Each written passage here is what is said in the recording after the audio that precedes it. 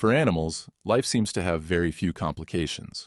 They eat when they are hungry, sleep when they are tired, and their few concerns about the future seem to be governed more by instinct than by anxiety. As far as we can tell, animals are so busy with what they are doing at any given moment that it never crosses their minds to question whether life has any meaning or future. For an animal to be happy, it is enough for the present moment to be pleasant. But human beings are rarely satisfied with that. They are much more concerned with having pleasant memories, and especially pleasant expectations. This is the human problem, the problem of anxiety.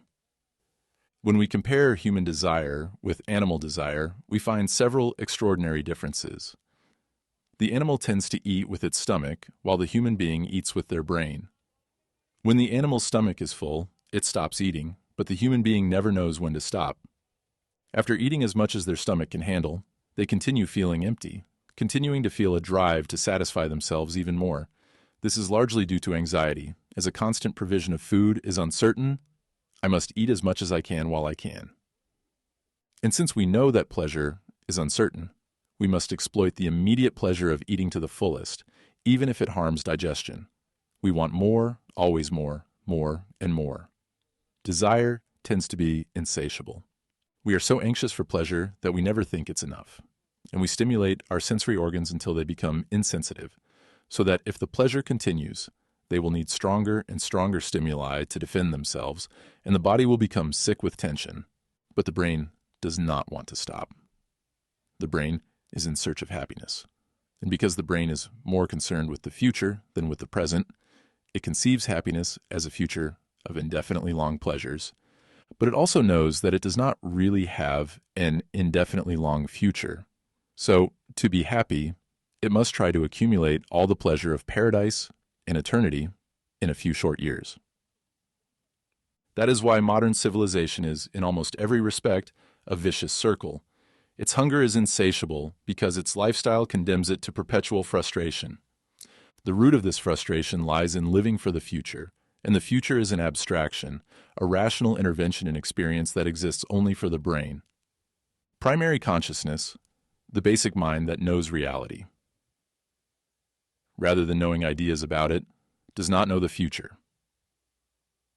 It is anchored in the present and perceives nothing beyond what is happening right now. The ingenious brain, however, looks at that part of present experience called memory, and by delving into it, it becomes capable of making predictions. These predictions are relatively so precise and reliable that the future takes on a great measure of reality, so great that the present loses its value. Thus, happiness would consist not of solid and substantial realities, but of abstract and superficial elements like promises, hopes, and guarantees. This happiness is a fantastic vicious circle which must produce more and more pleasures, constantly exciting the ears, the eyes, and the nerve endings with incessant and inescapable streams of noise and visual distractions. The real problem is that we are completely frustrated because trying to please the brain is like trying to drink through your ears. As a result, we are less and less capable of real pleasure, and we are less and less sensitive to the sharper and subtler joys of life, which are, in fact, extremely common and simple. Right now, observe this moment. It is crucial to understand that the present moment is where we always live, and it is where we will always live. There is no way to get closer to or further from this moment. It is you, and you are it, because you are life, and life only exists now. Existence, the physical universe, is basically a game. There is no need for anything, it is not going anywhere. In other words, there is no destination we need to arrive at. We can understand this better through an analogy with music. Because music, as an art form, is essentially a game. Music is different from, say, traveling. When you travel, you are trying to get somewhere, and of course, because we have such an impulsive and goal-oriented culture, we are very busy trying to get places faster and faster until we eliminate the distance between places. In music, however, you do not seek the end of the composition as if it were the goal. If that were the case, the best conductors would be those who played the fastest, and there would be composers who would write only the endings. And people would go to a concert just to hear the last chord, because that's the end. Just like in dancing, you don't focus on a point in the room where you have to arrive. The purpose of dancing is simply the dance. But we don't see this as something we can apply to our everyday behavior. We have a school system that gives us a completely different impression. At first, you go to kindergarten, and this is great because when you finish, you go to the first grade. And first grade takes you to second, and so on. You leave elementary school and go to high school. It's speeding up, and something is coming. Then you go to college, you graduate, and then you're ready to take on the world. Then you get a job where you sell insurance. They give you a goal to hit, and you have to meet that goal. All the time, something is coming. It's coming. It's coming. This big thing is coming, the success you're working for. Then, one day, you wake up at 40 and say, my God, I've arrived. And you don't feel much different from how you've always felt. And you feel a little disappointed because you feel cheated, and you really were terribly cheated. They made you miss everything because of expectation. Look at the people who live for retirement, who have made great savings. When they are 65, they have no energy left, and they are, in some way, powerless. So, they go off to age in some retirement community, all because we simply deceived ourselves all along. We thought, by analogy, that life was a journey, a pilgrimage, with a serious purpose at the end, and the goal would be to reach that end, success, or whatever it is, maybe heaven after death.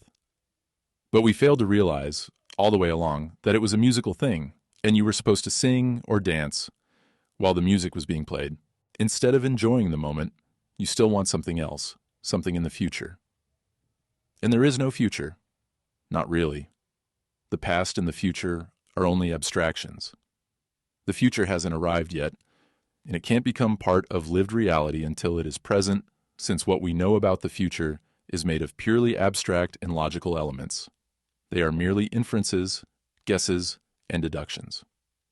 The future cannot be eaten, felt, smelled, seen, heard, or enjoyed in any way. Chasing it is like chasing a ghost in a constant escape, and the faster the chase, the faster it runs. That's why all the events of civilization are speeding up, because almost no one enjoys what they have, and everyone is always looking for more and more. People want the most efficient yoga because they want to get there quickly. They want to get there now. But where do they want to get? Where do you want to get? What do you want? Where are you going? Few people know, so ask yourself, where am I going? And what's the rush? Look around. Pay attention. Maybe you're already there. You just haven't realized it yet. With your eyes focused on the horizon, you don't see what's at your feet. If you are not fully here, and your mind is always somewhere else, you will remain hungry and constantly running to get somewhere else. And as we know, there is nowhere to go but here. We are constantly chasing something, a result, whatever it is we thought we wanted. We convinced ourselves that it would make us happy. But having all these things isn't working. It should, but it doesn't. We don't eat well, and we often use food to make us feel happy, but we end up with obesity and indigestion. Wherever we look, advertisements convince us that the most important thing in life is to buy a certain kind of car, yacht, or house. But even if we can do that, we don't end up happy. And then we wonder why and feel cheated. All this illustrates that we are not here. To get answers, we seek out a psychoanalyst, a priest, a support group. They all convince us to go in a different direction, but it always feels like something is missing. Nothing is missing. Nothing is missing. Unless, of course, you're starving or freezing, which most of us are not. When we are adequately fed and sheltered, nothing is missing. Still, we are always looking to the future, searching for something more. Something more. More life, more time, more whatever. Nothing spoils pleasure more than the anxiety of constantly acquiring other things. More, and more. This just shows that you are not satisfied with what you have now, always thinking that what will satisfy you is something that is still on its way. You'd rather eat jam tomorrow than eat jam today.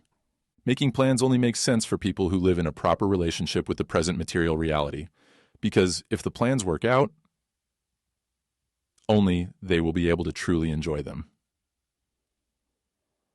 When I refer to the present material, I don't mean the measured present, but the physical present of the real nonverbal self. People who do not relate well to this material present, the physical present, become incompetent in all the practical arts of life. They become poor cooks, poor lovers, poor architects, poor potters, poor clothes makers, and so on. Because really, these people love nothing but abstractions. Living through abstractions, quantities, money, status, and symbols, people get so confused that they want more of the symbol than what it signifies. This kind of life, which is lived in the fantasy of expectation rather than lived in the reality of the present, is a common problem among individuals who live only to make money. Many rich people understand more about making and saving money than about using and enjoying it. These people can't really live because they are always too busy preparing to live. In this culture, we have been educated to live for the future. We live for the future mainly because our present is inadequate, and our present is inadequate only because we do not live it fully. Instead of living in the reality of this moment, people live through abstractions. Our consciousness is almost completely occupied with memories and expectations. We do not realize that there never was, is, or will be any kind of experience other than the experience of this moment. Reality is simply this present moment. The past and the future are merely abstractions. There is nothing but the eternal now. And there is nowhere to go but here. We don't have to get anywhere. Feeling, seeing, and thinking this way, life demands no future to be complete, nor explanation to justify itself. At this moment, it is complete.